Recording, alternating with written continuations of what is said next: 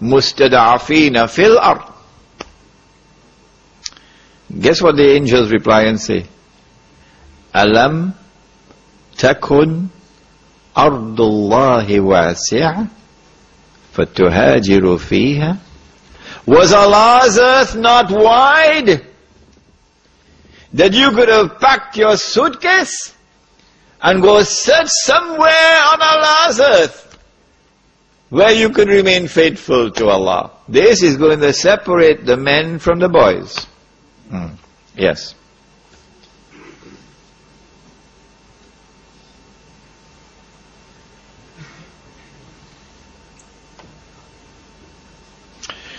When Muslims are shy in sparing even $5 a week, what is the prospect for such Muslims to form a Muslim village? I said it. I anticipate those who are 17, 18 and 19 and 20, 21 and 32, who come to attend my lectures or who listen to the tape recording when I'm gone. I said, I think these are the ones, the young ones. Allah will put a fire in their hearts, and these young ones will build a village. But if the old people want to come along, they're welcome.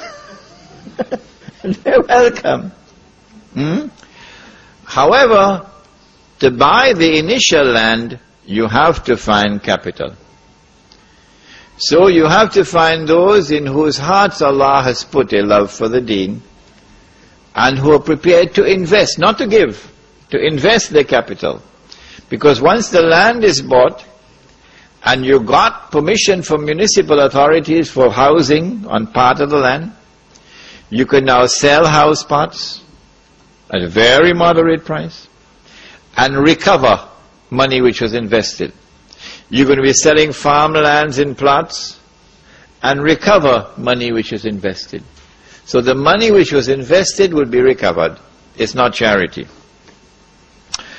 When the Muslim village is established, people who are poor can come now and live in this village. Because you don't need 500,000 Australian dollars to buy a house. What happened? Yours cost more than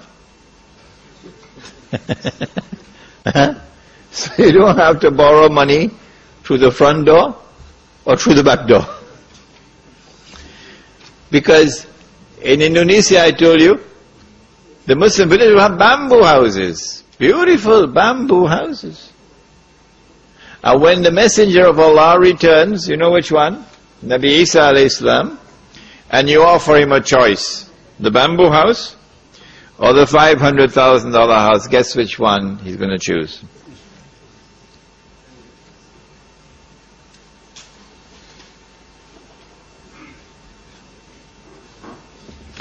Brother, you are talking about a Muslim villa. A Muslim villa? But in Sydney, the majority of Muslims live in Lakemba and Auburn, and these are areas known which is a crime zone in Sydney. How can you overcome this situation? I like this question. You know why? Because in the Muslim village, you can sleep with your windows open. Every single house I went to in South Africa had a big sign, yellow, red, armed response. Every single house. They had electrical wires, electrically wired. So if you touch that wire, you're going on holiday. Inside their house, not outside, inside their house, you have to go through burglar alarms. Inside the house. And then the last one is where they're going to be sleeping. This is what I saw in South Africa. So I said to them, in the Muslim village, you could sleep with your window open. Why? Because the village will have its own collective security. This is private property. No one can enter this city, this village, without our permission. Okay? And we have one entrance into the village. You're going to pass through that entrance. the village will have its patrols. So you're not going to sleep every night. No. Imam will have to spend 1 or 2 nights on patrol. Yeah.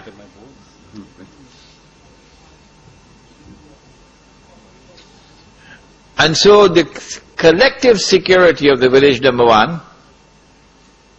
Number 2, the village does not have BMWs. It is when you have wealth and you display the wealth that people come after you. But when you live in a bamboo house, who's going to come after you? And so you'll have much more security. You drink alcohol in our village, we're going to beat you. Yeah. You're a Muslim and you drink alcohol in our village, we're going to beat you.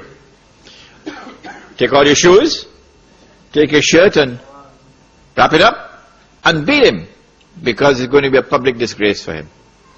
Drugs, we're going to solve that problem in the village, inshallah. Now, I am not going to build a village. You have to build a village. What I've done is to plant the idea in your mind. And I'm sure some of you are going to come up with better ideas than I can think of at the moment, in respect of the village. Does the Amir of the Muslim village have the knowledge to be a mujtahid? Is that a prerequisite? A mujtahid is one who engages in ijtihad.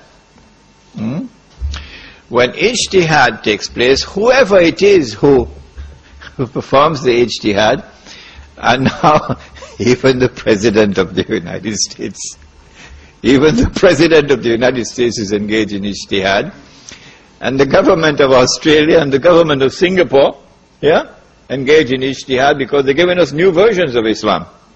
And they're telling us this is the right Islam. It is when the ijtihad takes place that you now have to examine that ijtihad.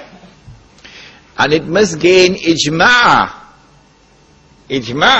of the learned before that ijtihad can be accepted as part of our law. Last question. The talk was very good, but why say that there are no sects in the village? For when you mentioned the Sufis and the Salafis, what happened to the Muslims and the Ahl Sunnah wal Jama'ah? In the Muslim village, we do not want anyone to identify himself as Sufi.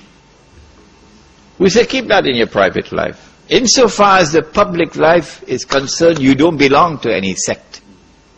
Insofar as the public life of the Muslim village is concerned, you're only a Muslim. That's all. يا بيت القدس لنا أمل ستعود القدس لأمتنا ونطهر ساحتك العذراء وننشر فوقك رايتنا القدس تنادينا